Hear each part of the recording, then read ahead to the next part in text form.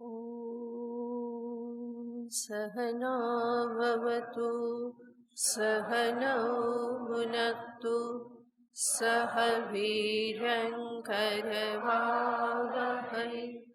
तेजस्विनावधीतमस्तु मा विद्विषावहै। ॐ शान्ति शान्ति शान्तिः। शङ्करं शङ्कराचार्यं केशवं बादरायणं सूत्रभाष्यकृतौ वन्दे भगवन्तौ पुनः पुनः। ईश्वरो गुरुरात्मेति मूर्तिभेदविभागिने व्योमवद्व्याप्तदेहाय दक्षिणामूर्तये नमः। ॐ पार्थाय प्रतिबोधितां भगवता नारायणेन स्वयं व्यासेन ग्रथितां पुराणमुनिना मध्ये महाभारतम् अद्वैतामृतवर्षिणीं भगवतीम् अष्टादशाध्यायिनी अम्ब त्वामनुसन्दधामि भगवद्गीते भवद्वेषिणी।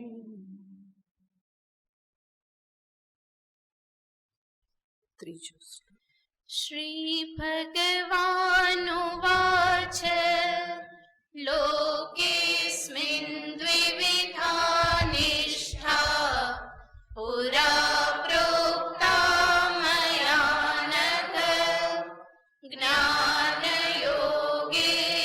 साङ्ख्यानां कर्मयोगेन योगिनां न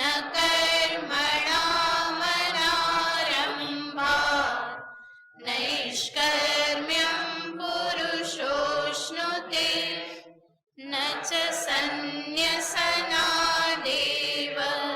सिद्धिं समधिगच्छति।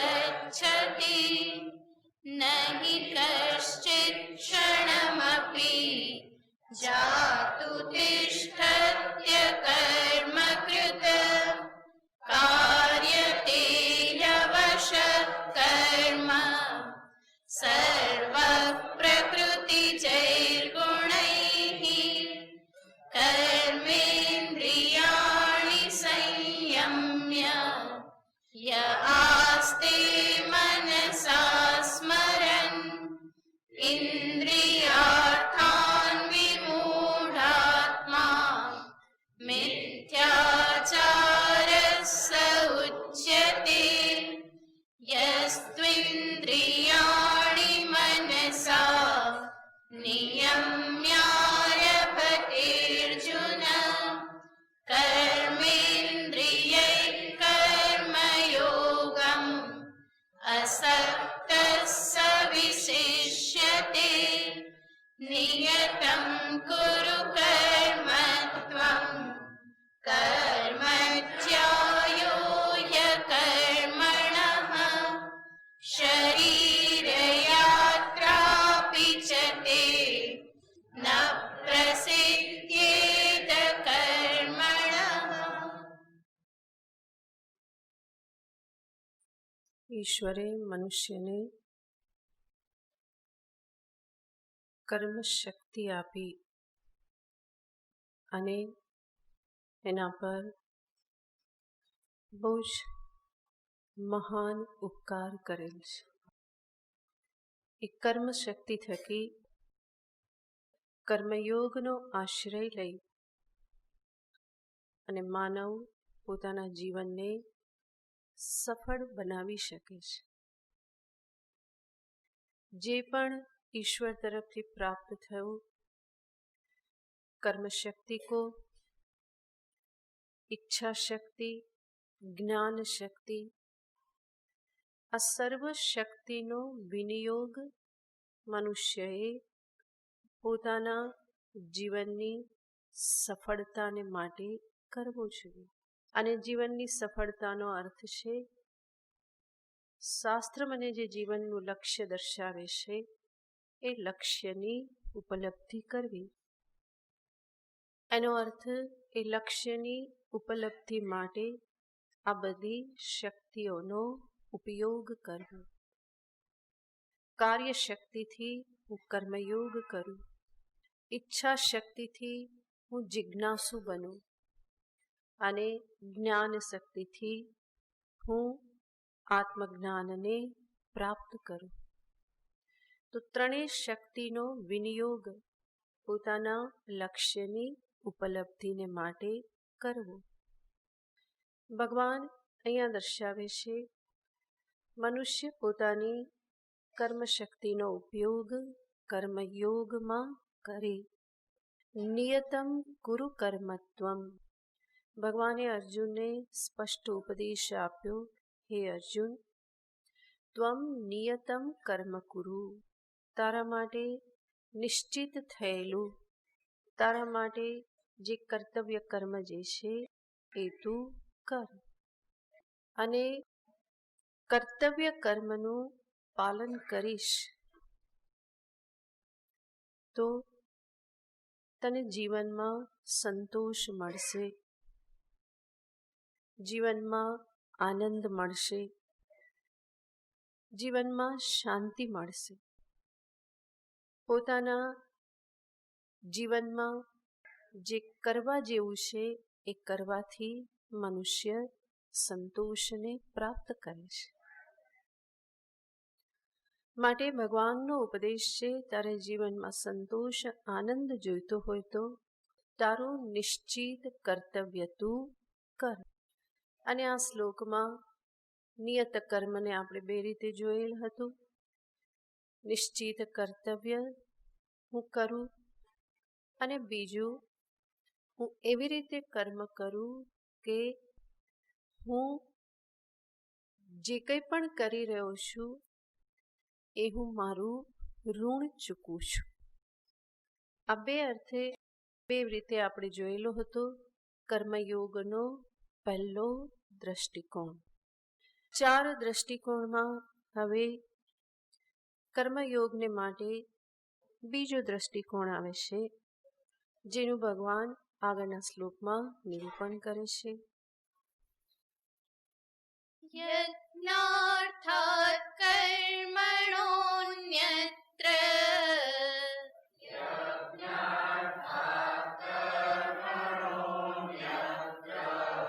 લોકોયં કર્મ બંધનઃ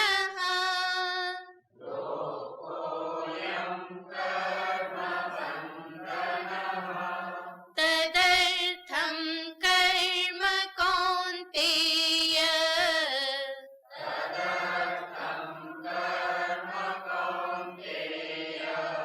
મુક્ત સંગઃ સમાચર.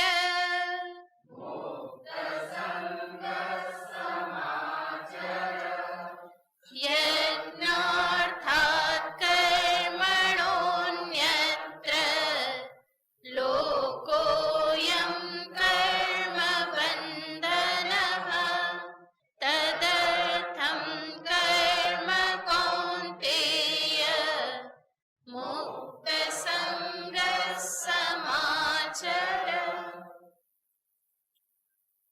કર્મયોગ પ્રત્યેના 4 દ્રષ્ટિકોણમાં આ બીજો દ્રષ્ટિકોણ છે કે જેમાં ભગવાન કહે છે કે તું કર્મ પ્રત્યે યજ્ઞ બુદ્ધિ રાખ.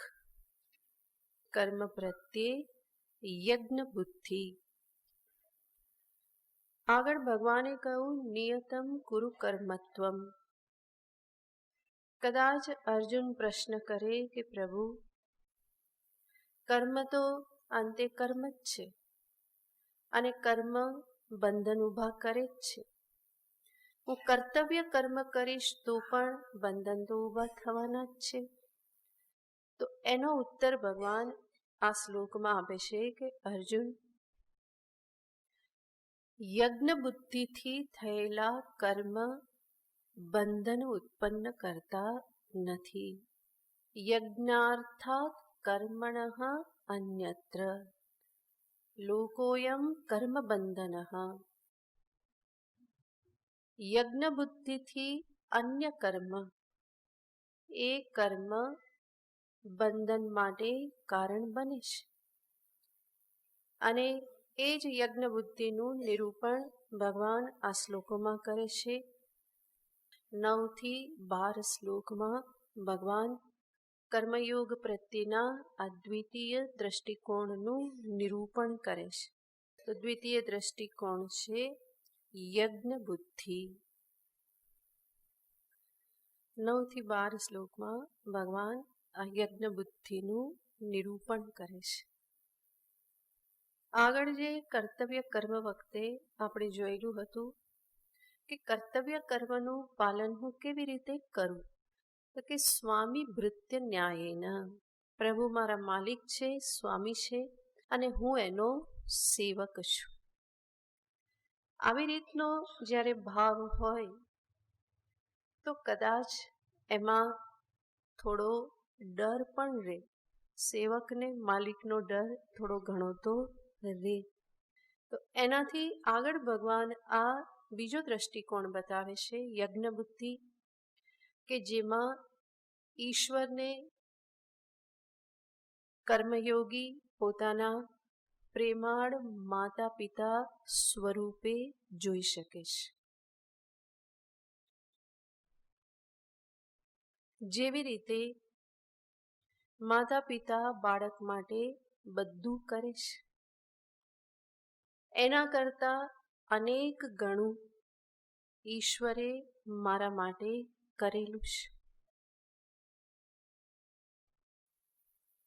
હું આ જગતમાં જન્મ પામ્યો એની પૂર્વે જ મારા માટે ઘણી બધી તૈયારી થઈ ચૂકેલી હોય છે. અને જન્મ પછી જીવન ધારણ કરવા માટે પણ ઈશ્વર તરફથી કેટલું બધું યોગદાન આપવામાં આવે છે. તો એક માતા પિતાની જેમ જ ઈશ્વર મારી સંભાળ રાખે છે. આવા ભાવ સાથે યજ્ઞ બુદ્ધિથી કર્મયોગ કરવો. ભગવાન અહીંયા શ્લોકમાં કહેશે યજ્ઞાર્થાત અન્યત્ર કર્મણઃ. યજ્ઞથી ભિન્ન, યાને યજ્ઞને અર્થે થયેલા કર્મ જે નથી એ કર્મથી સમસ્ત લોક બંધનમાં આવે છે. પરંતુ યજ્ઞાર્થે કર્મ હોય તો એ બંધન ઊભા કરતા નથી. હવે આપણે સમજવું રહ્યું કે યજ્ઞાર્થે કર્મ એટલે શું. તો અહીંયા જે યજ્ઞ શબ્દ જે છે એ યજ્ઞ શબ્દના 3 અર્થ આપણે જોઈ શકીએ. સર્વપ્રથમ યજ્ઞ યાને પૂજા. કોઈ પણ યજ્ઞ જે કરવામાં આવે એ શું છે, દેવતાની પૂજા છે. દેવતાનું યજન પૂજન કરવામાં આવે છે. તો યજ્ઞ શબ્દનો પ્રથમ અર્થ થાય પૂજા. એનો અર્થ હું કર્મ કેવી રીતે કરું, તો કે પૂજા બુદ્ધિથી કરું. આ કર્મ દ્વારા હું શું કરી રહ્યો છું, ઈશ્વરની પૂજા કરી રહ્યો છું. અને તમે વિચાર કરો, તમે કોઈની પણ પૂજા ક્યારે કરો છો? સામાન્ય રીતે એના પ્રત્યે આદર હોય, અહોભાવ હોય, એની તમે પૂજા કરો છો. ભગવાનની તો પૂજા કરો જ છો, પણ આપણે સમજવા માટે થઈ અને આ રીતે જોઈએ છીએ કે પૂજાનો ભાવ ક્યારે જાગે? જ્યારે અંતરમાં અહોભાવ હોય, આદર હોય. કોઈ સંતની, ગુરુની પૂજા આપણે શા માટે કરીએ છીએ? અંતરમાં શું છે? અહોભાવ છે. અને એ અહોભાવની અભિવ્યક્તિ રૂપે આપણે પૂજા કરીએ. અને એ શ્રેષ્ઠ પૂજા છે. ઘણી વખત અહોભાવથી નહીં, કોઈ માગણી માટે પણ કરતા હોઈએ. પ્રભુ આટલું કરી દે તો આ પૂજા કરું, નવચંડી કરીશ, લઘુરુદ્ર કરીશ, આવું આપણે કહીએ. ક્યારે કરીશ? આ થયું તો, ના થયું તો નહીં કરું. બરાબર, ચોખ્ખો હિસાબ કે આપણે. પણ એવા હિસાબની અહીંયા વાત નથી. કર્મયોગી જે કર્મ કરે છે, પૂજા બુદ્ધિથી કરે છે, તો ત્યાં હિસાબ નહીં, પરંતુ એક માતા પિતાવત પ્રભુએ મારું એટલું ધ્યાન રાખ્યું છે કે એના પ્રત્યેના અહોભાવની અભિવ્યક્તિ રૂપે હું મારા કર્મને પૂજા રૂપે કરું. તો પૂજા બુદ્ધિનો અર્થ થશે કે આ અભિગમ, યાને કેવો અભિગમ છે? તો કે એક કૃતજ્ઞતા અભિવ્યક્તિ માટે, એટીટ્યુડ ઓફ ગ્રેટિટ્યુડ. પહેલું હતું એટીટ્યુડ ઓફ ડ્યુટી, જ્યારે અહીંયા બીજું છે કેવો અભિગમ? કે ધ એટીટ્યુડ ઓફ ગ્રેટિટ્યુડ, કૃતજ્ઞતા અહોભાવની અભિવ્યક્તિ રૂપે કર્મ કરવું. કોઈ પણ વિચારશીલ વ્યક્તિ જ્યારે જુએ કે મારા જીવનમાં અમુક વ્યક્તિનો બહુ જ વિશેષ મહત્વનો ફાળો છે, તો એવી વિચારશીલ વ્યક્તિ, સંવેદનશીલ વ્યક્તિ ક્યારેય પણ અહોભાવ પ્રગટ કર્યા વગર રહેતી નથી. એનાથી રહેવાતું જ નથી કીધા વગર. અને ઈશ્વરના સંદર્ભમાં પણ જ્યારે આવી રીતનો વિચાર કરવામાં આવે તો ભગવાન પ્રત્યે પણ એવો જ અહોભાવ પ્રગટ થાય છે. અને આ અહોભાવની અભિવ્યક્તિ મારા જીવનમાં કેવી રીતે થાય? તો સર્વપ્રથમ તો મને જ્યારે પણ જગતમાંથી કંઈક પ્રાપ્ત થાય તો ત્યારે એનો ભોગ કરતા પૂર્વે હું ઈશ્વરનું સ્મરણ કરું.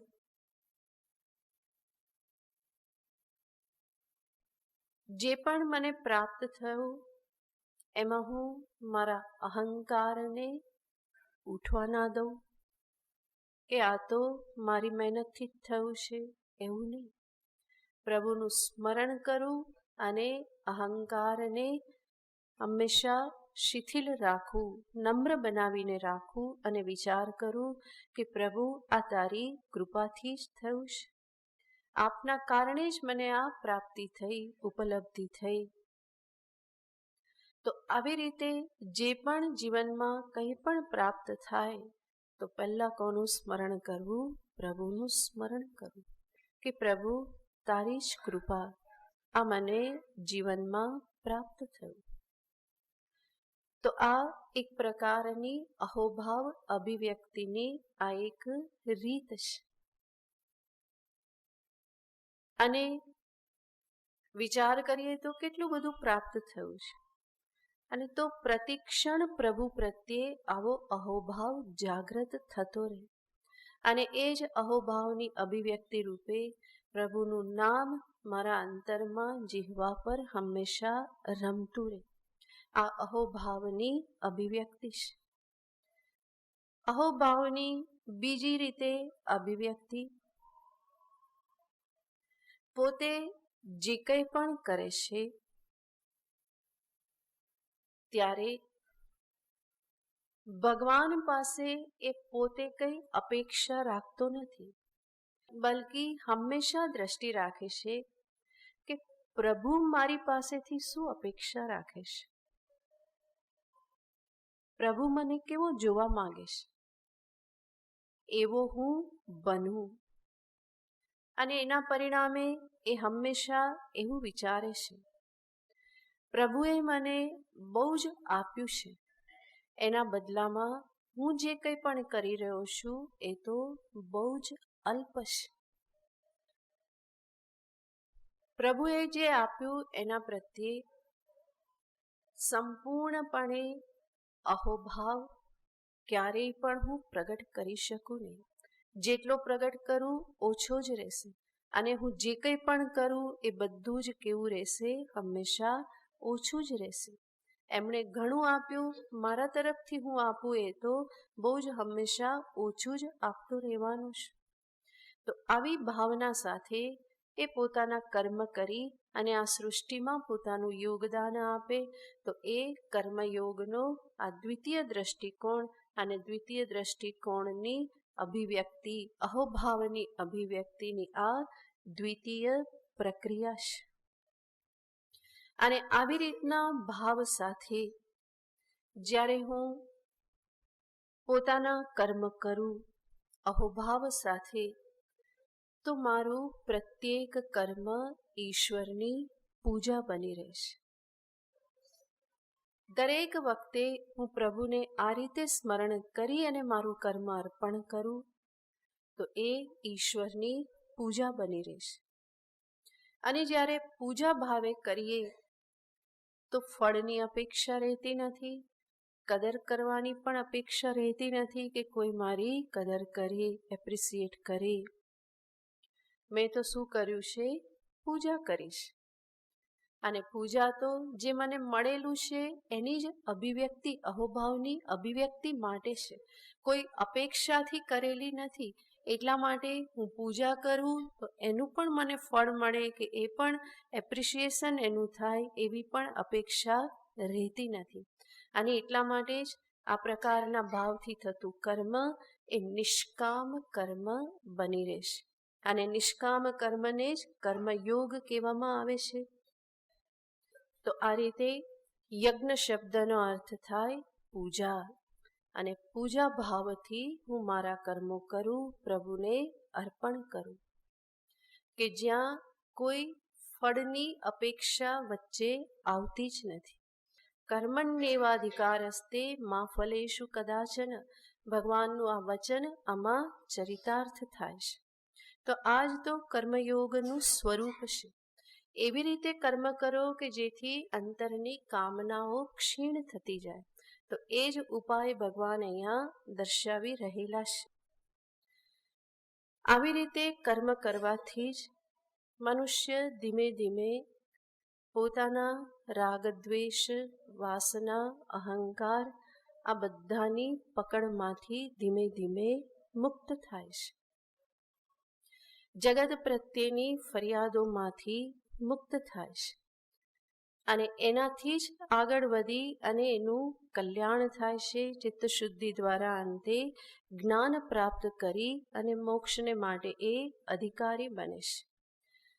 ફળ માટેની અપેક્ષા ન હોવાથી જ આવી રીતે થયેલા કર્મ કર્મયોગીને માટે બંધનરૂપ બનતા નથી. કર્મ જ્યારે કરે છે ત્યારે અહંકાર માથું ઉચકતો નથી, કારણ કે અહોભાવે થાય છે. અને અહોભાવે થાય છે એટલા માટે જ ફળ માટેનો કોઈ દુરાગ્રહ, આસક્તિ પણ રહેતા નથી. તો જે આખી આ પ્રક્રિયા છે એના પરિણામે એના રાગ, દ્વેષ, અભિમાન આ બધું ક્ષીણ થતું જાય છે. અને એને જ તો અંતઃકરણની શુદ્ધિ કહેવામાં આવે છે. આ એક પ્રકારે અર્થ થયો. યજ્ઞ શબ્દનો બીજો અર્થ થાય છે યજ્ઞયાને ભગવાન વિષ્ણુ. યજ્ઞો વૈ વિષ્ણુ, આવું શાસ્ત્ર વચન છે. યજ્ઞ શું છે? વિષ્ણુ છે. યજ્ઞો યજ્ઞપતિર યજ્વા યજ્ઞાંગો યજ્ઞવાહન. વિષ્ણુ સહસ્રનામમાં ભગવાનના નામ રૂપે યજ્ઞ શબ્દ આવેલો છે. તો યજ્ઞયાને વિષ્ણુ ભગવાન. કર્મ કેવી રીતે કરવું? તો કે ઈશ્વર અર્પણ ભાવથી. યજ્ઞાર્થે યાને ઈશ્વરાર્થે. આગળ યજ્ઞાર્થેનો અર્થ શું થયો? પૂજા અર્થે. બીજો યજ્ઞ શબ્દનો અર્થ ભગવાન વિષ્ણુ પરમાત્મા.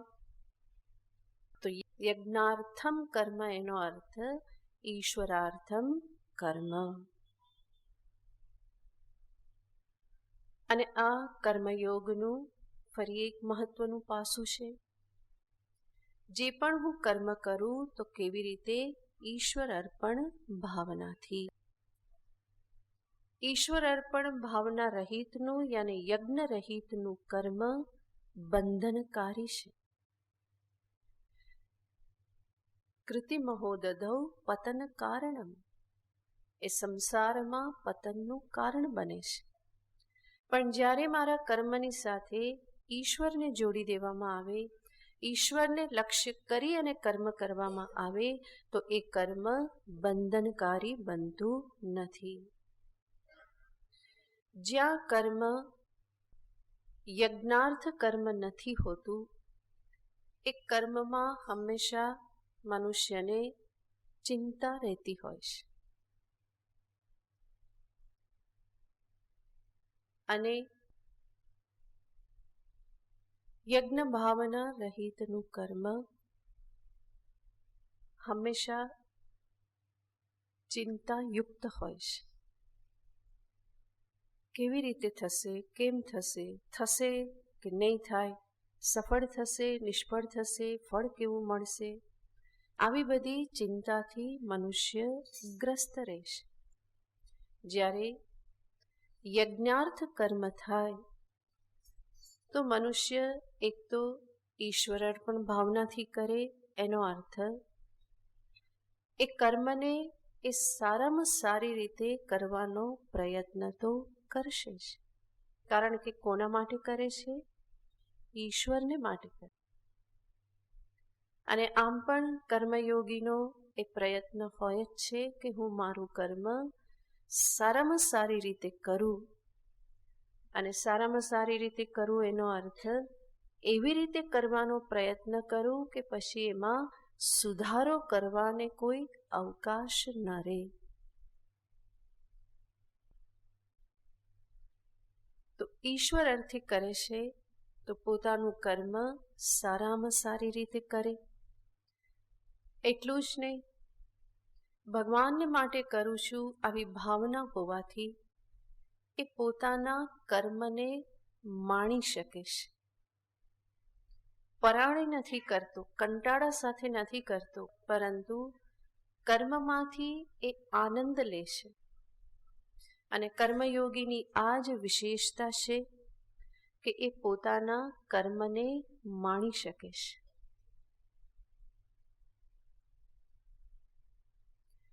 એને કરવું પડે છે એવું નથી,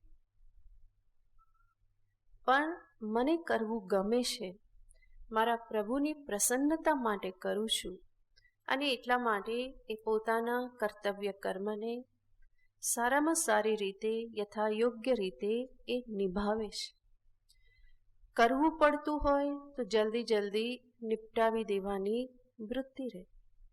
કરવું પડે એવું લાગે તો ઓફિસથી મારું ચાલે તો 2 વાગે ઘરે આવી જાઉં, 4 વાગે પણ નીકળી જાઉં. શા માટે? કારણ કે કરવું પડે છે. કોઈ જોનાર ન હોય, પૂછનાર ન હોય તો 4 વાગે ઘર ભેગા. તો આને કહેવાય કે કર્મ કરવું પડે છે. પણ કર્મને હું આ પ્રમાણે જોઉં કે હું ઈશ્વર માટે કરું છું, સારામાં સારી રીતે કરું, તો એવી વૃત્તિ નહીં થાય. કોઈ જુએ કે ના જુએ, હું મારું કર્મ શ્રેષ્ઠ રૂપે કરું. મારે મારું કર્મ સારામાં સારી રીતે કરવાને માટે મારી ઉપર કોઈની નજર રહે એવું જરૂરી ના રહે. કોઈ મને જુએ કે ના જુએ, હું મારા નિયમમાં રહું, હું સારામાં સારી રીતે કરું. જે મારું કર્તવ્ય છે એ કર્તવ્યને હું યથા યોગ્ય રીતે જ નિભાવું. એવું નહીં કે જલ્દી જલ્દી નિપટાવી દો, કોઈ જોતું નથી ને, કોઈ માથે છે નહીં. જે પ્રમાણે કરવું હોય પોતાની સ્વેચ્છાથી કરો. એવો સ્વેચ્છાચાર કર્મયોગી ક્યારેય પણ કરતો નથી. કર્મયોગી તો સંયમમાં પ્રતિષ્ઠિત છે. ભગવાને આગળ જ સંયમને કર્મયોગીના લક્ષણ રૂપે દર્શાવેલ છે. અને એટલા માટે આવો કર્મયોગી નિષ્ઠાથી, ઉત્સાહથી, ફરિયાદ કર્યા વગર, કોઈ બડાપો કાઢ્યા વગર પોતાના કર્મને એ કરતો જાય છે. તો ઈશ્વરને સામે રાખીને કરે. યજ્ઞાર્થમ કર્મ યાને પ્રભુને અર્થે કર્મ. અને ભગવાન આને જ કહેશે, તદર્થમ કર્મ કૌંતેય કુરુ. પ્રભુને અર્થે ઈશ્વર અર્પણ ભાવનાથી તું કર્મ કર. તો આ યજ્ઞ શબ્દનો બીજો અર્થ છે. અને ભગવાન સાથે સાથે કહેશે કે આવું કર્મ કેવી રીતે કરવાનું. તદર્થમ કર્મ કૌંતેય મુક્ત સંગઃ સમાચર. મુક્ત સંગઃ યાને ફળ પ્રત્યેની આસક્તિ રાખ્યા વગર. આ ભગવાન વારંવાર કહેતા રહેવાના છે. જેટલી વખત એમને ચાન્સ મળશે ને એટલી વખત ભગવાન કહેવાના છે. ફળ માટેનો સંગ છોડીને, આસક્તિ છોડીને મુક્ત સંગઃ ફરી ફરીને કહેવાના છે. કારણ કે ભગવાન જાણે છે કે ક્યાં પ્રહાર કરવો જરૂરી છે. ફરી ફરીને હથોડા મારવા પડશે, કારણ કે આ આદત ઘર કરી ગયેલી છે. કર્મ કરતા પહેલા વધારે વિચાર શેનો કરે? કર્મફળનો. અને એટલી બધી જીદ, આસક્તિ આ બધું એની સાથે હોય કે કર્મ પણ યથાર્થ રીતે થઈ શકતું નથી. મનુષ્યની સકામતા, ઈચ્છાઓ, વાસનાઓ આ બધાથી ભગવાન બહુ જ પરિચિત છે. અને એટલે જ એમાંથી મુક્ત કરવાને માટે પ્રભુ ફરી ફરી એના ઉપર પ્રહાર કરતા રહેશે. એક પણ મોકો ચૂકતા નથી. અહીંયા પણ ભગવાન કહેશે કે અર્જુન, તદર્થમ કર્મ સમાચર. પહેલા તો સમજવાનું કે ભગવાન શું કહેશે? સમાચર. સમાચર યાને સમ્યક આચર, યાને સારામાં સારી રીતે તું કર્મ કર. અને કોઈ કે મારે ફળ સામે તો જોવાનું નથી, પછી સારામાં સારી રીતે શા માટે કરું? એમ જ કરી નાખું ને. ભગવાન કે ના, ફળ સામે તો જોવાનું જ નથી. મુક્ત સંગ અને છતાં પણ સમાચર. મુક્ત સંગ ફળથી અસંગ રહેવાનું છે અને છતાં પણ સારામાં સારી રીતે તારે કર્મ કરવાનું છે. તો મુક્ત સંગ સમાચર. અને મુક્ત સંગ સાથે સાથે શું દર્શાવી દેશે? જે પણ ફળ આપ્યું કે મળ્યું એને સ્વીકારવાની પૂર્ણ તૈયારી. જરૂર ફળની અપેક્ષા રાખી હતી, વિચાર કર્યો હતો અને એની ના પણ નથી, પણ કર્યા પછી જે પ્રાપ્ત થયું તો એને સ્વીકારવાની તૈયારી હોવી જોઈએ. અને આવી તૈયારી ઈશ્વર શરણાગતિ વગર ક્યારેય પણ આવતી નથી. સમજવું જ રહ્યું કે ફળનો નિશ્ચય કરનારો હું નથી, નિશ્ચિત કરનારો હું નથી, ઈશ્વર જ છે. અને એટલા માટે એના સંદર્ભનો બડાપો કાઢતા રહેવું એ કોઈ બુદ્ધિમાની નથી. જે મળ્યું એને સ્વીકાર કરો. અને જે મળ્યું એનાથી હજુ વધારે સારું જોઈતું હોય તો ફરી પ્રયત્ન કરો, એની ના નથી. પરંતુ ભગવાન પ્રત્યે ફરિયાદ કરવી, જગત પ્રત્યે ફરિયાદ કરવી, આ એક પ્રકારનો અજંપો અનુભવવો, ઉદ્વેગ થવો, દુઃખી થવું, ડિપ્રેશનમાં આવી જવું, આ બધા કર્મયોગીના લક્ષણ નથી. કર્મયોગી સમત્વથી યુક્ત હોય, એ હંમેશા નમ્ર હોય અને હંમેશા પ્રભુને સામે રાખીને જીવન જીવતો હોય. એની સામે એ પોતાના અહંકારને ઉઠવા દેતો નથી.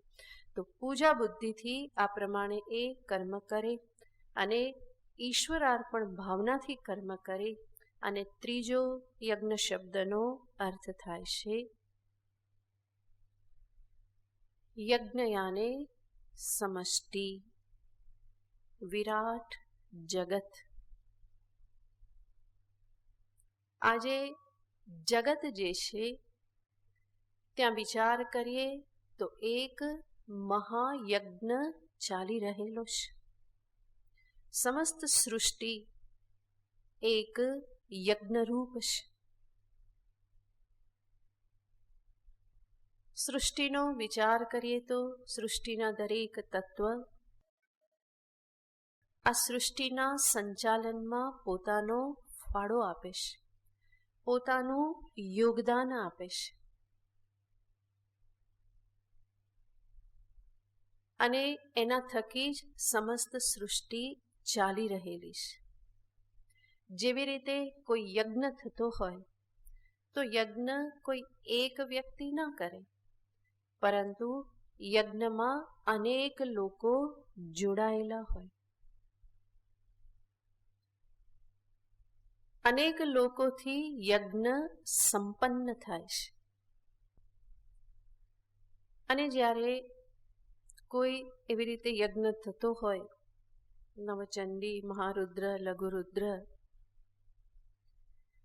જ્યારે બીડું હોમાવાનું હોય ત્યારે બધા હાજર થઈ જાય છે. અને શું કરે?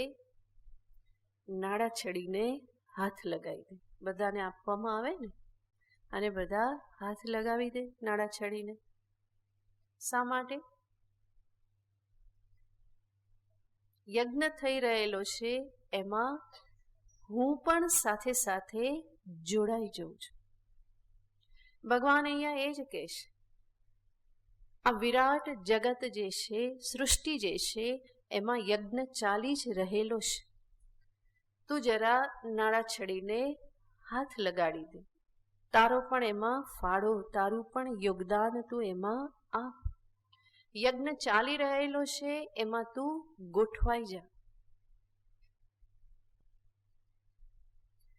એનો અર્થ, તારી પાસે જે કંઈ પણ છે એનો ઉપયોગ કેવલ તારા માટે ન કરીને બીજા માટે પણ ઉપયોગ કર, બીજા માટે પણ જીવતા શીખ.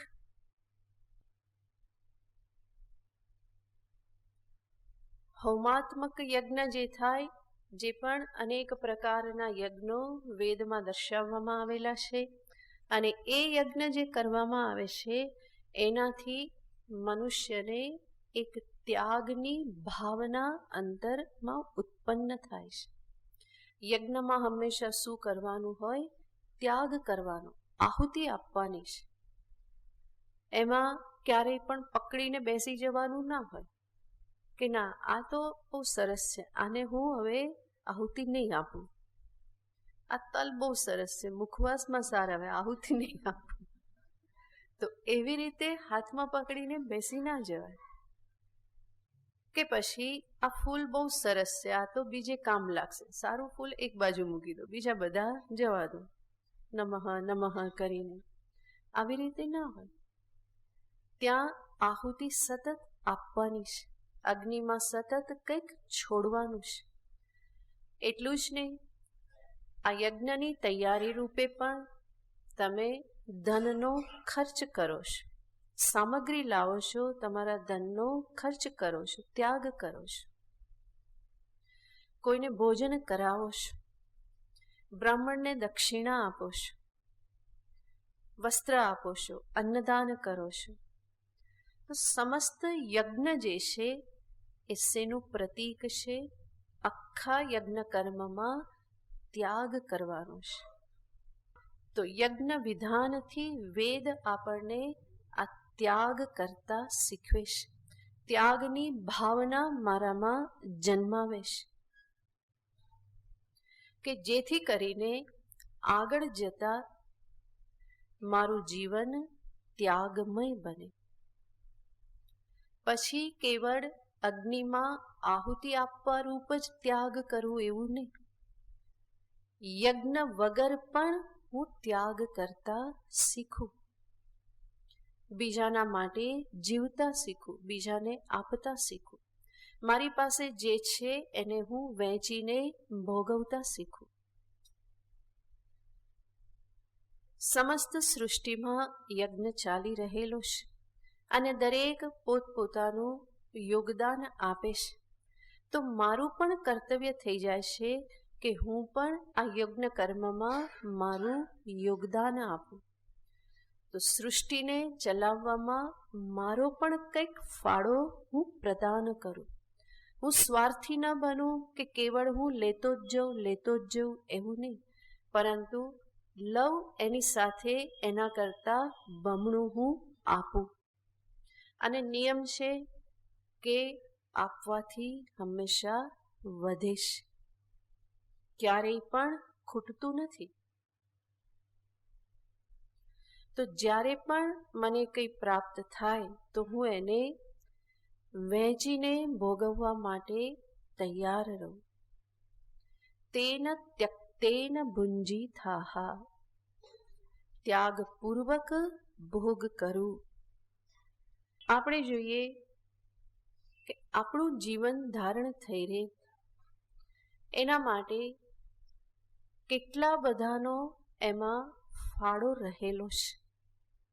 કોઈ પણ કાર્ય મારા દ્વારા થાય છે, મને કંઈ પ્રાપ્ત થાય છે, એમાં કેટલા બધા લોકો જોડાયેલા છે.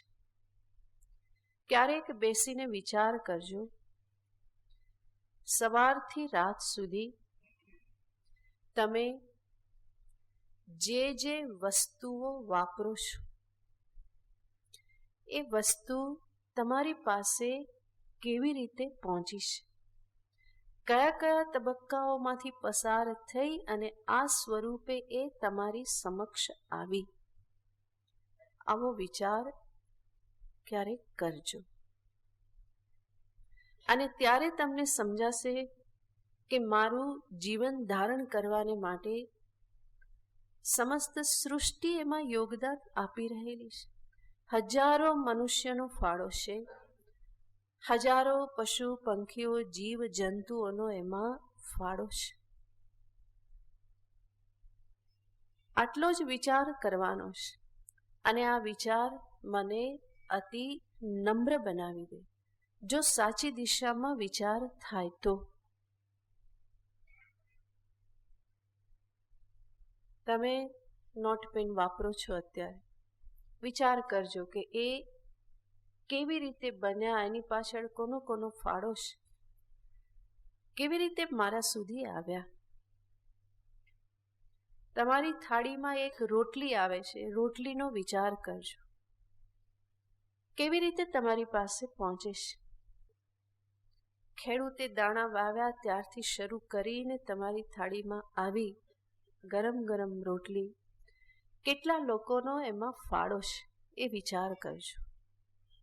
તમે વસ્ત્ર પહેરો છો, વિચાર કરજો, આ વસ્ત્ર કેવી રીતે આવ્યા, કેટલા લોકો આમાં લાગેલા છે.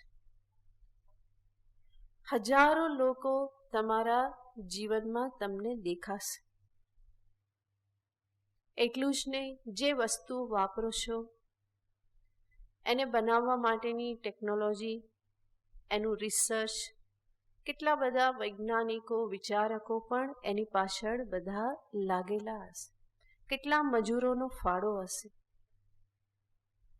આ રીતે વિચાર કરીએ તો અંતરમાં ક્યારેય અહંકાર નહીં આવે કે આ તો બધું મેં જ ઊભું કરેલું છે, મારા થકી બધું થયું, મારી જ મહેનતનું ફળ છે. આવું ક્યારેય પણ અભિમાન નહીં આવે. તમે અહીં બેઠા છો અને તમને ગુરુમાનો અવાજ સંભળાય છે. શેના થકી? આ માઇક થકી.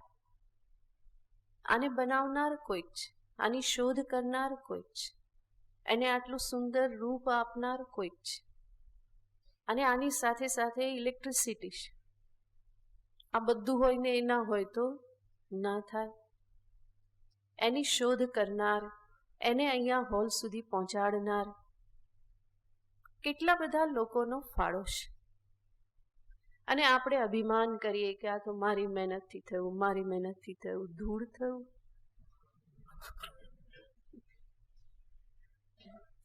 મૂર્ખામીની પરાકાષ્ઠા છે. આવી રીતે વિચારવું એ પોતાનું જીવન ધારણ કરવાને માટે આપણે કેટલી બધી વસ્તુઓ ઉપર આપણે પરાધીન છીએ. અને એ બધું આપણી પાસે આવે છે જેમાં હજારો લોકો જોડાયેલા છે. પશુ પંખીઓ પણ જોડાયેલા છે, જીવજંતુઓ પણ એમાં જોડાયેલા છે. જ્યારે આ પ્રમાણે વિચાર કરીએ કે મારા માટે કોઈકે કરેલું છે, તો એ મને હંમેશા અભિમાનથી બચાવે છે. અને એટલા માટે જ્યારે પણ આવો ભાવ આવે કે મારા માટે કોઈકે કરેલું છે, તો મને પણ સામેથી ઉમળકો થાય કે હું પણ કંઈક કરું, મારું યોગદાન આપું બીજાના માટે.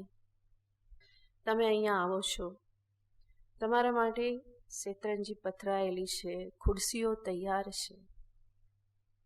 ક્યારેય વિચારો છો કે આ કોઈક અમારા માટે કરે છે, બધું તૈયાર કરીને રાખે છે. અમે તો થેલો લટકાવીને આવીએ ને બફ કરતા બેસી જઈએ છીએ. પણ વિચાર કરો, કોઈક આ હોલની સફાઈ કરે છે, કચરા પોતું કરે છે, બારીઓ ખોલે છે, બંધ કરે છે, પડદા ખોલે છે, બંધ કરે છે. આ લોકો સાઉન્ડ સિસ્ટમ સંભાળે છે. કેટલું બધું સંભાળવું પડે, ચાલે ના ચાલે, કંઈ ને કંઈ થાય, ગુરુમાનો ઠપકોય ખાવો પડે. કોઈ શેતરંજી પાથરે છે, ઉઠાવે છે, ખુરશીઓ તૈયાર રાખે છે, ખુરશીઓ ઉઠાવે છે.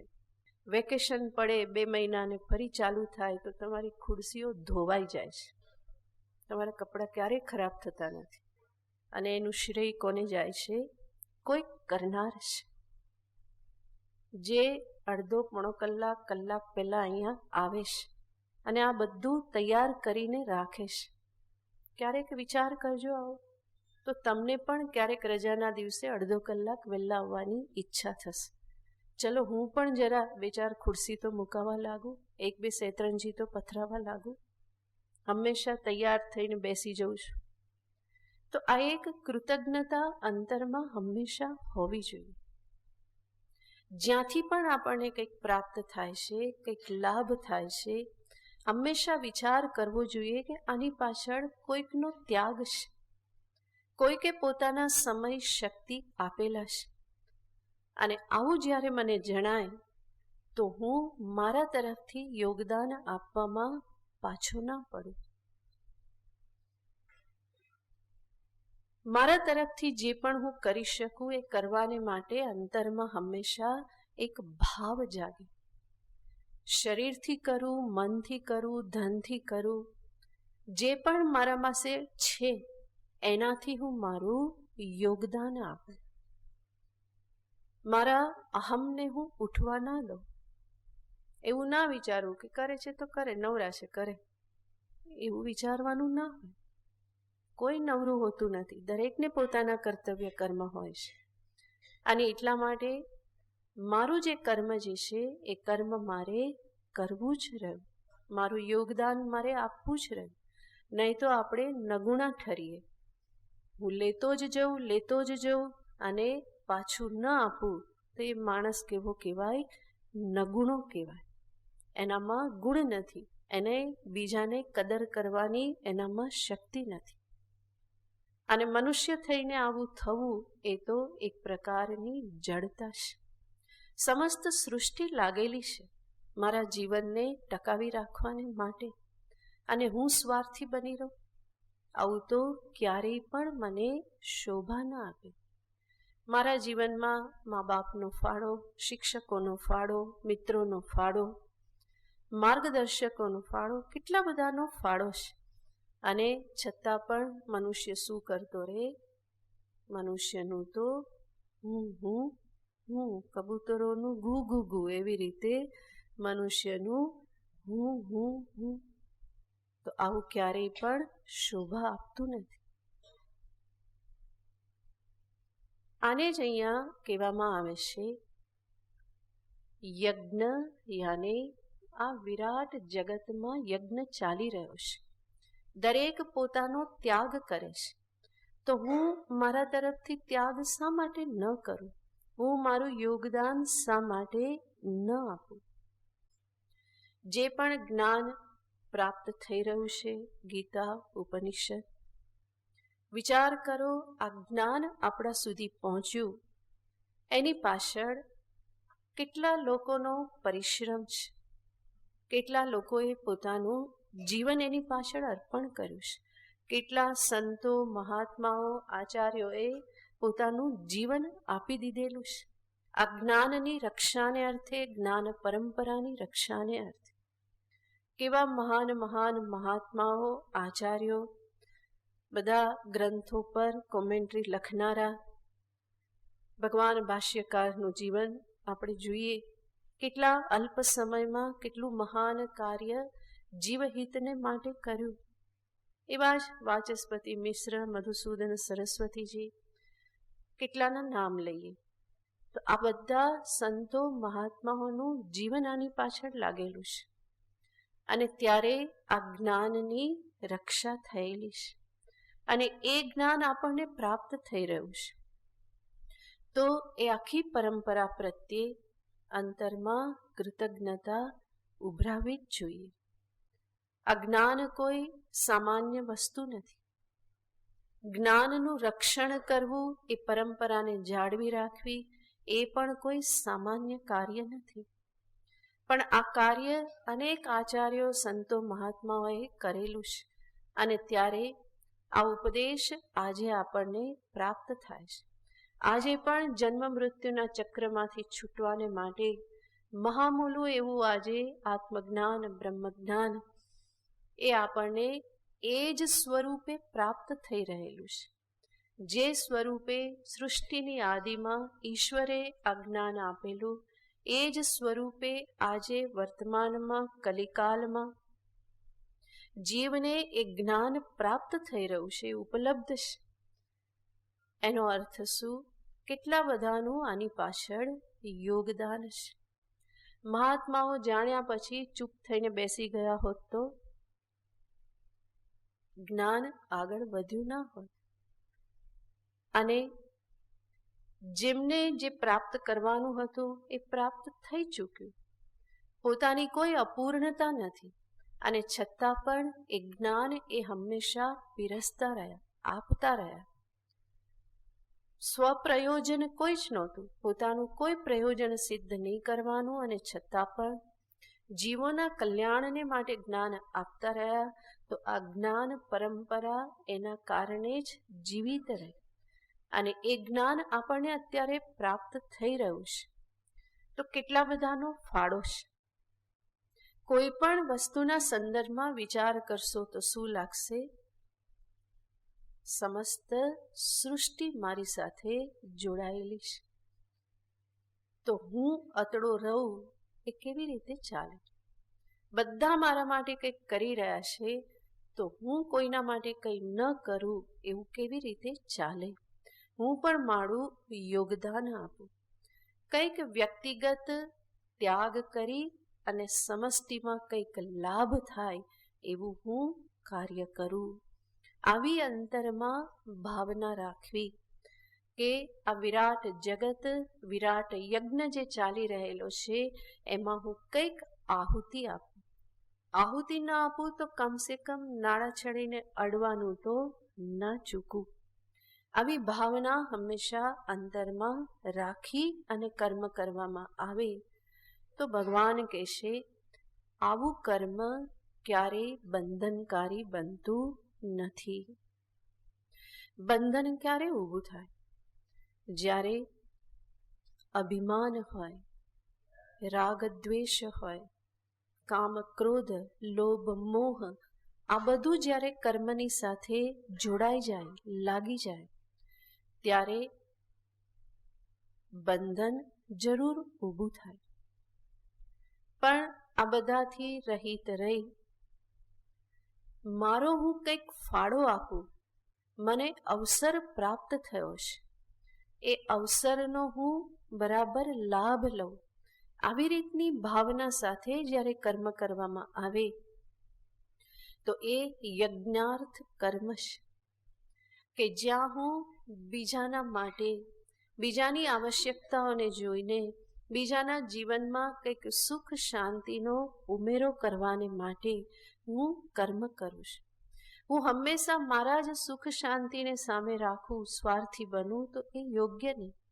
બીજાના સુખ શાંતિને માટે પણ કંઈક કરું, અને વસ્તુતઃ બીજાના સુખ શાંતિ માટે કરું તો મને સુખ અને શાંતિ મળી જ જાય છે. એવું ક્યારેય નથી રહેતું કે બીજાના માટે કરું અને મને ન મળે. મને ન મળે એવું લાગે એ એટલા માટે કે મારી અપેક્ષાઓ ઘણી વધારે હોય છે. હું ઈશ્વરાર્પણ ભાવનાથી કે સમષ્ટિમાં યોગદાન આપવાના ભાવનાથી કરતો નથી, એટલા માટે જ એ બધા દુઃખ થાય. નહીં તો આપવા માટે જ જ્યાં હું બેઠેલો છું, જ્યાં મેળવી લેવાની, પકડી લેવાની અપેક્ષા નથી, તો દુઃખી થવા માટે કોઈ કારણ નથી. ત્યારે એવું નહીં લાગે કે મને ના મળ્યું, મારા ભાગનું બીજો આંચકી ગયો કે આમ થઈ ગયું. એવા વિચારો ત્યારે આવવાના નથી, કારણ કે એના તો વિચાર શું છે? મારે તો આપવું જ છે, આપવામાં જ આનંદ છે, બીજાના માટે કરવામાં, જીવવામાં મને આનંદ છે. અને વિચારશીલ વ્યક્તિ જરૂર આ પ્રમાણે કંઈક ને કંઈક જીવનમાં કરે છે કે જ્યાં પોતાનો કોઈ સ્વાર્થ નથી, કેવળ કરવામાં આનંદ આવે છે. મારે મારું યોગદાન આપવું છે, મારે બીજાના માટે કંઈક કરવું છે, બીજાના અંતરમાં કંઈક સુખ શાંતિને ઉત્પન્ન કરવા છે, અને એટલા માટે હું કરું. મને કોઈ મળવા આવ્યો તો યુવાન, અને એની વાત કરતો હતો, અત્યારે જે કરી રહ્યો છે એની વાત કરતો હતો. મેં કહ્યું કે આવી રીતે કેવું થયું, જીવનમાં પરિવર્તન કેવી રીતે આવ્યું? તો એણે એની વાત માંડી કે હું સ્ટોક માર્કેટમાં કામ કરતો હતો, શેર બજાર, અને બહુ જ સારી પોઝિશન પર હતો ને બહુ કમાતો હતો. પછી કે મને એવા વિચાર શરૂ થયા કે આવું નવું ક્યાં સુધી કરીશ, અને સાથે સાથે કે મને વિચાર આવે કે બધી વસ્તુઓનો બહુ શોખ, એટલે કે હું ખરીદી કરવા જઉં, શોપિંગ માટે જઉં, અને શોપિંગ માટે જઉં ત્યાં હું ટી શર્ટ જોઉં, અને ટી શર્ટ 3000નું હોય, હું લઉં. પછી કે મને એવા વિચાર આવવા માંડ્યા કે જ્યારે હું ટી શર્ટ લઉં અને એના 3000 આપું ને, કે ત્યારે મને એવો વિચાર આવે કે હું ખાલી આ 3000 રૂપિયા આવી રીતે હું નથી આપતો, પરંતુ હું શું આપું છું? તો કે મારા જીવનના 8 કલાક આપું છું. એટલા પૈસા કમાતા મને આટલા કલાક લાગ્યા છે. બીજી કોઈ વસ્તુ ખરીદું તો મને એવું લાગે કે આ વસ્તુને માટે મેં મારા જીવનના 10 દિવસ આપ્યા. અને પછી કે મને વિચાર આવવા માંડ્યા કે શું આ યોગ્ય છે? હું ખાલી મારી ફેન્સીઓ બધી પૂરી કરવાને માટે, એના વગર જીવન ચાલે એવું છે, અને છતાં પણ એને લેવાને માટે હું મારા જીવનના આટલા બધા કલાકો આપું, એ કેટલે અંશે યોગ્ય કહેવાય? એના કરતાં હું મારા જીવનના આ કલાકોના ઉપયોગ કોઈક બીજી રીતે ના કરી શકું? આવા વિચાર એને આવવા માંડ્યા. અને પછી એ વિચાર પ્રબળ થયા, અને ત્યારે એને પછી મનમાં આવ્યું કે મારે કંઈક એવું કરવું છે, મારા જીવનના કલાકો મારે એવી રીતે વ્યતીત કરવા છે કે હું કોઈના જીવનમાં કંઈક ખુશી લાવી શકું. જીવનમાં કે હું જોઉં છું કે મનુષ્ય બહુ દુઃખી છે, હું કોઈના મુખ પર હાસ્ય લાવી શકું, એના માટે મારે મારા જીવનના કલાકો આપવા છે. અને પછી એણે રિસર્ચ કર્યું કે હું શું કરી શકું.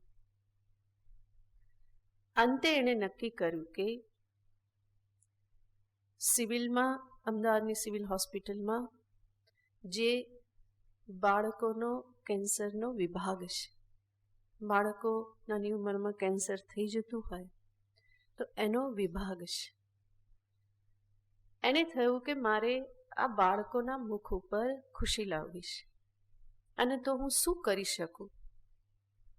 પછી એને વિચાર આવ્યો કે ઘણા બધા ખાવાનું કે બીજું કંઈ પણ ઘણા બધા આપે છે, પણ કે મારે તો પાક્કી ખુશી એના મુખ પર લાવવી છે, અને એટલા માટે હું શું કરું? એણે વિચાર કર્યો, અને અંતે એ દર રવિવારે એ સિવિલ હોસ્પિટલમાં જાય, બાળકોના વિભાગમાં કેવી રીતે જોકર બનીને જોકરનો વેશ ધારણ કરે અને ત્યાં 2-3 કલાક એ જોકર બની અને જે પણ કરવાનું એ કરીને એ બાળકોને એટલા હસાવે કે એટલા સમયને માટે એ કેન્સરગ્રસ્ત બાળકો પોતાની પીડાને ભૂલી જાય છે. એ કે માત્ર બાળકો જ નહીં, એના માતા પિતા પણ એટલા દુઃખી હોય. નાનું બાળક હોય, સ્વાભાવિક માતા પિતાને કષ્ટ થાય. એ કે માતા પિતા પણ એટલા દુઃખી હોય, પણ કે એ જ્યારે એના બાળકને હસતું જુએ ને તો એ પણ હસતા થઈ જાય છે. એટલે કે મારે તો 2 કામ થાય છે. બાળકોના મુખ ઉપર ખુશી આવે, હાસ્ય આવે, અને માતા પિતાના મુખ ઉપર પણ હાસ્ય આવી જાય છે. કે એટલો સમય તો બધા ભૂલી જ જાય છે કે હું કેન્સરથી ગ્રસ્ત છું, કે મારો બાળક પણ કેન્સરથી ગ્રસ્ત છે, કે આ બધું ભૂલી જાય છે. તો કેટલો સરસ ઉપાય એણે શોધ્યો. અને જ્યારે અંતરમાં ઈચ્છા હોય તો આવું કંઈક ને કંઈક તો મળી જ જાય. થોડો પરિશ્રમ કરવો પડે. દર રવિવારે 3 કલાકે ત્યાં ગાળે છે બાળકોની વચ્ચે, અને કે આ કાર્ય કે મને એટલી બધી ખુશી આપે છે. અને એને પેલું બધું છોડી દીધું, ગાંધી આશ્રમમાં રહે છે. બાકીના સમયમાં પણ બીજી બધી જ સેવા કરે છે. ગાંધી આશ્રમમાં રહે અને ત્યાંથી જે સેવા થાય એ કરે, અને રવિવારે આ સેવા કરે. મેં કીધું કે આટલું બધું કમાતો તો છૂટી ગયું, ફરી જરૂર પડશે, ચિંતા નથી થતી? તો કે ના, કે આમાં બહુ આનંદ આવે છે. અને કે મને હવે સમજાઈ ગયું કે જીવન જીવવા માટે કેટલી આવશ્યકતા છે. બહુ થોડી આવશ્યકતા છે. કે પહેલી તો બધી બહુ ફેન્સી હતી, કે બાકી જીવવા માટે મને બહુ જરૂર નથી. કે અને માતા પિતાએ સ્વીકારી લીધેલું છે કે હવે આ ગયો, કે મને કોઈ ચિંતા નથી, આમાં મને બહુ જ આનંદ આવે છે. આ સાચો કર્મયોગી કહેવાય, કે જેણે ખરેખર બીજાના માટે પોતાના જીવનના કલાકો આપ્યા. આપણે તો આપણી નોકરીમાં પણ કર્મયોગી નથી બની શકતા, કે જ્યાં મહિના પછી પગાર પાક્કો મળવાનો જ છે, ત્યાં પણ કર્મયોગી ભાવના નથી રહેતી. ઘણું આગળ વધવાનું છે. નોકરી કરો, પરિવાર માટે કરો, બધું સરસ. કર્તવ્ય કર્મ જવાબદારી છે, કરવું જોઈએ. પણ થોડોક આવો પણ વિચાર કરવો જોઈએ. બીજાનો પણ થોડો વિચાર થવો જોઈએ. અને ત્યારે કર્મયોગીપણું આપણા અંતરમાં સાચું પ્રગટ થાય. દરેકની પાસે સમય હોય છે. ભગવાને દરેક મનુષ્યને 24 કલાક આપેલા છે. 24 કલાક કોઈ ઓછા નથી. રોજ નહીં તો અઠવાડિયે 1 વાર પણ કલાક 2 કલાક ક્યાંક સેવામાં આપો. ખાલી સાંભળતા રહેવાથી કંઈ નહીં વળે, કંઈક કરવું પડશે. તો જ આ કર્મયોગ જીવનમાં સમજાશે, કર્મયોગનું જીવનમાં ફળ પ્રાપ્ત થશે. બાકી તો ગીતાજી 4થી વારે પૂરા થઈ જશે, 5મી વારે પૂરા થઈ જશે, ડઝન વાર પૂરા થઈ જશે. પણ આપણે આપણા કર્મયોગીપણું જે છે એને પ્રગટ નહીં કરી શકીએ. જરૂર કર્તવ્ય કર્મ નિભાવવાનું છે, પણ થોડું વિશાળ દિલ રાખો, વિશાળ દ્રષ્ટિ રાખો. હું ને મારો પરિવાર એટલું જ નહીં, એના કરતાં બહાર પણ દુનિયા ઘણી વિસ્તૃત દુનિયા છે, વિશાળ દુનિયા છે. ઘણા બધાને ઘણી આવશ્યકતા છે. થોડુંક કંઈક પોતાનું ઓછું કરી અને બીજાને આપતા શીખો. કૃતજ્ઞ બનો. કંઈ જીવનમાં મફતમાં મળી જાય છે તો એના બદલામાં કંઈક જરૂર આપો. તમે ક્યાંક જાઓ અને તમને બધાને પેન આપવામાં આવે કે ભાઈ આ અમારા તરફથી, આના તરફથી આપવામાં આવ્યું છે. જરૂર તમે પેન લો, પણ તરત જ સાથે સાથે શું કરો? થોડુંક કોઈક બીજા માટે આપી દો. કોઈ ગરીબ બાળક માટે બીજું કંઈક આપી દો. ક્યારેય કંઈ મફતનું લેવું નહીં, કારણ કે મફતનું મળતું જ નથી. એ લીધા પછી ક્યાંક ને ક્યાંક તો ચૂકવવું પડતું જ હોય છે. અને માટે બને ત્યાં સુધી હિસાબ કેવો રાખવો? ચોખ્ખો, ક્લિયર રાખવો. બહુ જમા ઉધાર બહુ કાગળિયા ભરવા નહીં. એ ચોખ્ખો હિસાબ. લીધું તો આપો. ક્યાંક પુસ્તક આપને મળી જાય મફતમાં, બરાબર, કંઈક બીજું બીજાને આપો. હંમેશા આ હિસાબ ચોખ્ખો રાખતા શીખવું. એવું નહીં કે હંમેશા લીધા કરીએ. અહીંયા મફતમાં મળે છે, અહીંયા લાભ મળે છે, અહીંયા સરકારી લાભ મળે છે. આ સરકારી નોકરીમાં આ બહુ તકલીફ છે. મેન્ટાલિટી એવી બની જાય ને કે આમ ક્યાંથી મળે એવું છે, બસ જલ્દી છૂટે નહીં. એ એવી મેન્ટાલિટી બની જ જાય. સંગ પ્રભાવ કહો કે જે કહો તે, પણ એ જ વિચારવામાં આવે કે શું લાભ મળે એમ છે. હવે કઈ યોજના, ક્યાંથી ક્યાં, આનું શું. હંમેશા લેવા માટેનો વિચાર. એ મેન્ટાલિટી ખોટી મેન્ટાલિટી છે. એ સરકારી એવી માનસિકતામાંથી બહાર આવવું જ રહ્યું અને થોડા ખુલ્લા થતાં શીખવું રહ્યું. નહીં તો સંકુચિતતામાં ક્યારેય કલ્યાણ થતું નથી. તો વિરાટ જગત છે, એના ફાળાને સામે જુઓ, વિચાર કરજો, મારી પાસે આ વસ્તુ કેવી રીતે આવી. ઠંડી છે, તમે બધા ગોટમોટ થઈને આવો છો, સ્વેટર પહેરીને. વિચાર કરો ક્યાંથી આવ્યું, શાલ ક્યાંથી આવી. કોઈકના શરીર પરથી આ ઊન લેવામાં આવેલું છે. કોના શરીર પરથી? હા, એના શરીર પરથી ઊન લેવામાં આવ્યું છે. કોઈકે લીધેલું છે, કોઈકે ફરી એના ઉપર બધી પ્રક્રિયાઓ કરેલી છે. કેટલી બધી પ્રક્રિયાઓમાંથી પસાર થઈ અને આ સ્વેટર મારી પાસે આવ્યું છે. વિચાર કરો. અહંકારને ઉઠવાને માટે કોઈ અવસર નહીં મળે જીવનમાં. એ ખાલી હુંકારા કરવામાં આવતા હોય છે. એની પાછળ કોઈ બેઝ નથી, કોઈ કારણ નથી. અને કર્મયોગ મને આ જ શીખવવા માટે છે. અહંકારને છોડવા માટે, નમ્ર થવા માટે, રાગ દ્વેષને છોડવા માટે, આસક્તિને છોડવા માટે. તો ભગવાન એને સામે રાખીને અહીંયા કહેશે કે અર્જુન, યજ્ઞાર્થમ કર્મ સમાચર. યજ્ઞને અર્થી તું કર્મ કર. મુક્ત સંગઃ સમાચર. અને આવી રીતે કર્મ કરતા નહીં શીખ્યો તો એ કર્મ તને સંસાર બંધનમાં નાખશે જ. ક્યારેય એમાંથી તું છૂટી નહીં શકે.